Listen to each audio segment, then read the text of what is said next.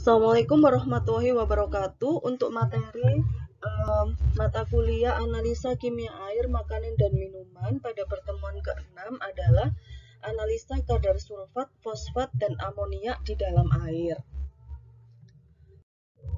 Yang pertama, kita akan belajar tentang analisa kadar sulfat.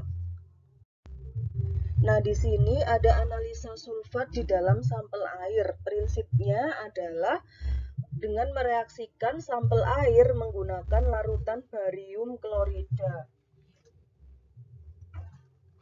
di mana larutan barium klorida ini jika bertemu dengan ion sulfat, maka dia akan mudah membentuk endapan barium sulfat atau BaSO4 yang berwarna putih. Untuk itu, pengukurannya dapat dilakukan menggunakan instrumen turbidimeter. Ya, jadi ada instrumen namanya turbidimeter. Turbidimeter ini prinsipnya sama dengan spektrofotometer UV vis, namun yang membedakan adalah syarat sampel yang digunakan pada turbidimeter itu harus keruh. Jadi untuk sampel yang mengandung sedimen, mengandung endapan, itu analisanya bukan menggunakan spektrofotometer tapi menggunakan turbidimeter.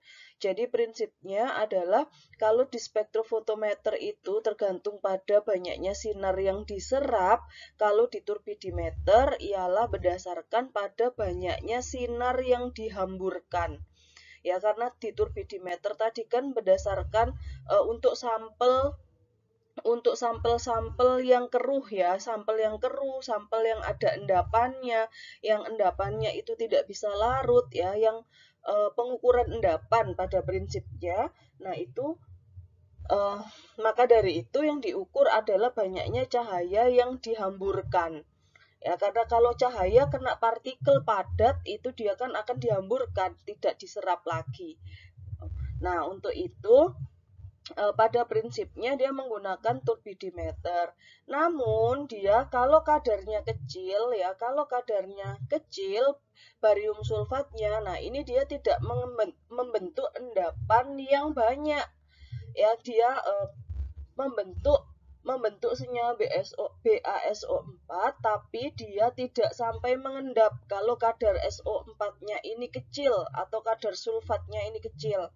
Nah, pada saat dia ini sampelnya itu sulfatnya pada saat direaksikan dengan BaCl2 ini belum membentuk endapan, maka dia dapat dianalisa menggunakan spektrofotometer UV vis. Kemudian pengukuran senyawanya diukur pada panjang gelombang 420 nanometer. Nah, di sini batas kadar sulfat yang ada di dalam air yang dapat diukur menggunakan spektrofotometer UV vis ialah 1 sampai 40 mg per liter atau 1 sampai 40 ppm. Ini adalah kadar yang cukup kecil ya di dalam air. Jadi kalau dia ketemu BaCl2 maka dia belum membentuk endapan di dalam 1 sampai 40 ppm sulfat itu. Sehingga dia dapat dianalisa menggunakan spektrofotometer UV vis. Namun kalau kadar sulfatnya itu besar atau kadarnya itu tinggi, maka saat dia direaksikan dengan BaCl2, dia akan mengendap. Nah, kalau dia sudah mengendap, maka tidak bisa lagi diukur menggunakan spektrofotometer UV vis. Namun pengukurannya menggunakan turbidimeter. Oke. Kemudian di sini untuk pengukuran sulfat yang kecil ya, atau dia dipertahankan di dalam bentuk suspensinya, di dalam bentuk senyawa kompleksnya ya, maka harus ditambahkan larutan kondisi. Larutan kondisi ini tujuannya adalah untuk menstabilkan warna dan menstabilkan biar garam sulfat yang terbentuk itu tidak mudah mengendap. Nah, seperti itu. Jadi kalau misalkan di dalam pengukuran spektrofotometer UV vis berarti dia untuk menstabilkan warnanya. Tapi kalau di dalam turbidimeter, larutan kondisi ini fungsinya untuk mempertahankan endapannya. Jadi kalau misalkan endapannya mengumpul di bawah, mengendap sempurna di bawah, otomatis kan sinar yang sinar yang masuk itu kan tidak bisa dihamburkan ya, hanya lewat saja. Nah, lewat saja dan diserap kalau larutannya bening. Nah, tapi yang menyerap kan bukan ion sulfatnya. Maka dari itu dia harus dipertahankan, tidak boleh mengendap, tapi dia dalam bentuk koloidnya kalau menggunakan turbidimeter ya. Jadi kenapa kok harus dalam bentuk koloidnya? Karena biar partikelnya itu melayang dalam larutan. Kalau partikelnya itu melayang-layang di dalam larutan, maka sinar yang datang itu dapat dihamburkan oleh partikel-partikel yang ada atau endapan-endapan sulfat yang ada itu. Ya, endapan sulfat yang melayang-layang. Oke. Kemudian, nah ini larutan kondisi itu apa? Lah, larutan kondisi ini isinya adalah campuran NaCl, HCl, gliserol sama isopropil alkohol. Nah, NaCl dan HCl fungsinya adalah untuk mempertahankan pH. Kemudian dalam suasana basa, sulfat ini dia akan mudah sekali membentuk S2- ya, dan BaCl dapat membentuk BaOH2. Nah, sedangkan dalam suasana asam kuat ya, maka S2- dia akan terbentuk sebagai gas H2S. Jadi fungsinya adalah untuk mempertahankan pH-nya ya. Fungsinya NaCl dan HCl. Kemudian gliserol dan IPA, isopropil alkohol, berfungsi untuk menstabilkan suspensi koloidnya. Jadi biar tidak mudah mengendap, dia ditambahkan gliserol dan isopropil alkohol. Nah, untuk analisa perhitungannya, karena bisa menggunakan turbidimeter ataupun spektrofotometer, maka analisa perhitungan kadar sulfat dapat digunakan metode regresi linier ya, menentukan persamaan regresi dulu dari kurva standarnya. Setelah itu baru menentukan konsentrasi sampel dari hasil absorbansi sampel atau dari hasil turbiditas sampel. Jadi antara turbidimeter sama spektrofotometer hukumnya sama, Lambert-Beer ya. Jadi analisa perhitungannya juga sama. Selanjutnya untuk metode yang kedua adalah analisa kadar fosfat di dalam sampel air. Keberadaan fosfat di dalam air. Nah, fosfat ini merupakan salah satu bentuk senyawa fosfor ya, yang rumus kimianya P. Jadi kalau fosfor itu P, kalau fosfat itu PO4 ya, H3PO4. Nah, itu asam fosfat kan. Jadi fosfat itu persenyawaan dari fosfor yang dapat dijadikan sebagai indikator penentu kualitas air. Jadi semakin tinggi fosfatnya di dalam air, maka kadarnya juga kualitas airnya juga akan semakin buruk ya. Kemudian di sini kadar fosfat di dalam air dia itu sangat rendah. Nah, sangat rendah seharusnya ya pada kondisi oligotrop. Nah, kalau dia pada kondisi yang sangat rendah pun terlalu rendah, ini pertumbuhan tanaman dan ganggang akan terhalang. Jadi tanaman air itu juga akan terhalang kalau fosfatnya rendah.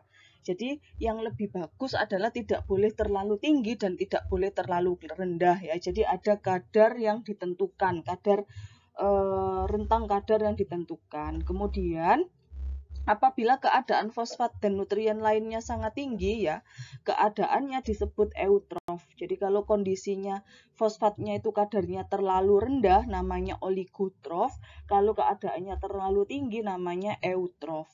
Nah, kalau fosfatnya ini terlalu tinggi, maka tanaman airnya itu akan tumbuh subur sehingga menghabiskan oksigen. Ya, contohnya kalau dia fosfatnya terlalu tinggi, biasanya enceng gondok yang ada di sungai itu juga akan banyak. Kalau banyaknya enceng gondok itu menunjukkan banyaknya fosfat biasanya yang tinggi ya. Nah, peristiwa kalau banyaknya tumbuhan air yang tumbuh di permukaan air, maka itu namanya alga bloom. Jadi seperti banyaknya enceng gondok yang di dalam air. Nah, itu namanya peristiwa alga bloom ya. Nah, keadaan ini terjadi karena fosfat di dalam air itu tinggi. Nah, kalian ingat kan kalau pupuk itu kan salah satunya ada NPK, nitrogen, fosfor, sama kalium. Nah, kalau ditambahkan pupuk NPK itu kan tujuannya untuk mempersubur pertumbuhan tanaman ya. Nah, sedangkan di sini kalau fosfatnya atau fosfornya ini tinggi, otomatis dia juga akan tinggi tumbuhan airnya yang tumbuh dengan banyak ya, yang akan menutupi permukaan air. Nah, karena permukaan airnya ini fosfatnya tinggi, tumbuhan airnya itu banyak, sehingga tumbuhan air ini akan mengurangi kandungan oksigen yang ada di dalam air. Jadi otomatis DO-nya dia akan rendah. Ya, dissolve oksigennya dia akan rendah. Kalau dissolve oksigennya rendah, maka di situ akan banyak ikan-ikan seperti itu dia akan mati ya, jadi akan merugikan juga. Nah, keberadaan fosfat di dalam air ini dari mana? Fosfat ini paling banyak dihasilkan dari limbah rumah tangga, yaitu penggunaan deterjen. Jadi salah satu bahan pembuatan deterjen itu adalah mengandung fosfat ya. Nah, fosfat kalau dari limbah rumah tangga, habis air bekas cuci baju, semuanya dialirkan ke dalam perairan, otomatis fosfatnya ini akan tinggi.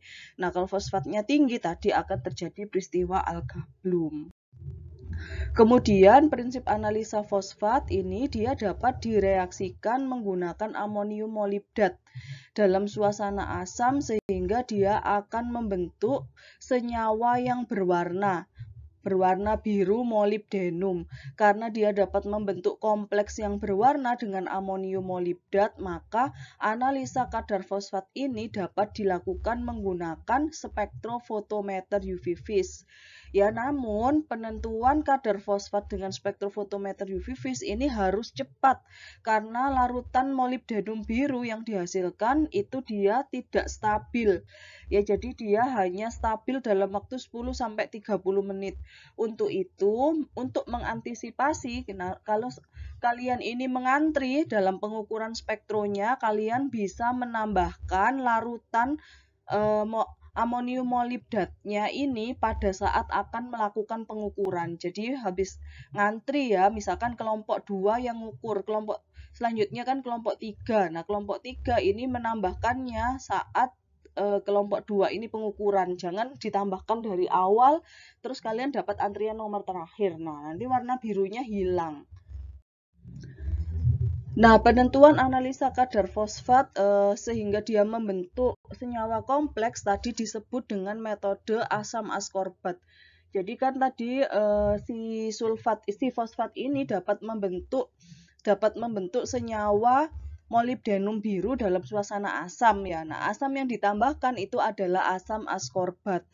Nah, di sini langkah kerja yang dilakukan adalah pertama membuat larutan standar fosfatnya dulu. Karena kalian akan mengukur pakai spektrofotometer UV vis, maka harus dibuat larutan standar fosfat.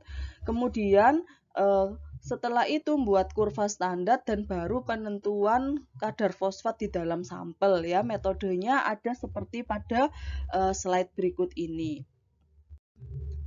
Kemudian untuk perhitungannya sama halnya dengan perhitungan pakai spektrofotometer yang lain, yang digunakan adalah persamaan regresi linier. Untuk metode yang ketiga yang akan kita pelajari di pertemuan ke-6 adalah analisa kadar amoniak di dalam air. Nah, amoniak ini di dalam air dia kan mempunyai rumus NH3 ya atau NH4OH. Sehingga amoniak ini kalau di dalam air kan wujudnya NH4OH itu biasanya dia harus didestilasi dulu atau diubah dulu wujudnya ke dalam bentuk nitrogen ya. Jadi untuk analisa amoniak ini sama halnya dengan analisa protein. Jadi kita harus melakukan destilasi terlebih dahulu untuk mengumpulkan nitrogennya.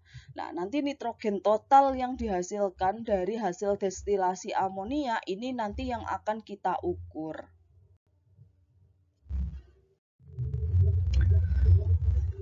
Oke, keberadaan amoniak di dalam air. Nah, amoniak ini tadi kan dia kalau di dalam air dia akan terurai menjadi NH4OH. Tapi kalau dia di dalam belum dilarutkan di dalam air, dia dalam bentuk NH3 atau amoniak yang bisa berupa gas ataupun dia liquid ya, liquid. Jadi gas yang diberi tekanan tinggi sehingga dia membentuk liquid. Nah, amonia ini baunya kan tajam ya, aromanya tajam bau amonia. Kemudian dia mudah larut di dalam air menjadi NH4OH. Kemudian di dalam air ini dia mudah bersenyawa dengan klor, membentuk senyawa yang dapat mematikan organisme. Ya, contohnya kalau dalam ini ya untuk desinfektan. Nah, itu bisa ditambahkan campuran amonia dan klorin.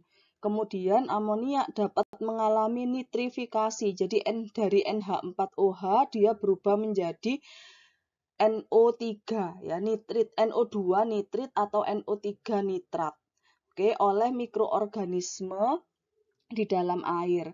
Kemudian apabila keadaan amonia dan nutrien lainnya yang sangat tinggi, ya eutrof, maka membuat tanaman air juga menjadi subur sehingga menghabiskan oksigen atau alga bloom. Nah, karena amonia ini kan susunannya kan terdiri dari N, ya nitrogen. Nitrogen tadi seperti halnya fosfat, yang unsur utamanya itu P, ya, yang dapat mempercepat pertumbuhan dari tumbuhan air, maka N ini juga sama. Ya, kan salah satu kandungannya dari pupuk NPK tadi kan nitrogen, fosfor, sama kalium. Nah, nitrogennya tinggi, dia ini juga dapat menyebabkan alga bloom. Kemudian kalau dari yang tadi fosfor itu sumber utamanya itu dari penggunaan deterjen dari rumah tangga. Kemudian yang fosfat itu juga bisa disebabkan karena batuan yang lapuk ya. Yang kalau amonia ini disebabkan dari limbah peternakan. Kemudian itu dekomposisi protein zat organik yang mengandung nitrogen. Jadi misalkan kalian ini membuang sisa makanan dan lain sebagainya, nah itu akan diubah di dalam air, itu dia akan diubah menjadi amonia, nitrat atau nitrit, yang kesemuanya adalah senyawa-senyawa turunan dari nitrogen. Kemudian analisa kadar amonia dengan spektrofotometer UV vis ya. Nah, amonia ini kan dia dapat direaksikan dengan fenol alkali ya, atau natrium fenolat dan ion hipoklorit NaClO, dapat membentuk indofenol blue yang berwarna biru, sehingga dia dapat dianalisa dengan spektrofotometer UV vis pada panjang 630 nanometer. Jadi pada prinsipnya senyawa atau ion-ion yang dapat membentuk senyawa kompleks dengan reagen tertentu, maka dia dapat dianalisa dengan spektrofotometer UV vis. Selanjutnya untuk amonia ini, amonia ini kita susah untuk mendapatkannya di dalam air atau mengisolasinya. Ya, untuk mendapatkan amonia murni itu susah. Yang bisa kita ambil adalah nitrogen total. Jadi nitrogen total ini bisa berasal dari amonia, bisa berasal dari nitrat, bisa berasal dari nitrit. Ya, nah amonia itu atau nitrogen yang dapat dari amonia, nitrit, nitrat, itu dia harus didestilasi terlebih dahulu untuk mendapatkannya. Nah, dari hasil destilasi itu tadi, destilasinya itu yang akan kita ukur kadarnya menggunakan spektrofotometer UV vis dengan penambahan reagen natrium fenolat dan natrium hipoklorit. Untuk perhitungan kadar amonia, karena dia menggunakan spektrofotometer UV vis, maka dia dapat dihitung menggunakan persamaan regresi linier. Nah, apabila kadar amoniaknya itu terlalu tinggi, ya lebih dari 2 ppm, maka sebaiknya dilakukan pengenceran sampel. Jadi yang sampel yang tadi diperoleh larutan yang mengandung nitrogen total. Nah, nitrogen itu kan gas. Jadi untuk dia dapat dijebak itu dia harus dijebak di dalam asam borat. Nah, larutan asam borat yang mengandung nitrogen tadi dia harus diencerkan dulu kalau kadar nitrogennya terlalu tinggi. Terima kasih untuk pertemuan ke-6 di mata kuliah ini. Apabila ada yang ditanyakan, silakan kita diskusikan di grup. Akhir kata, Assalamualaikum warahmatullahi wabarakatuh.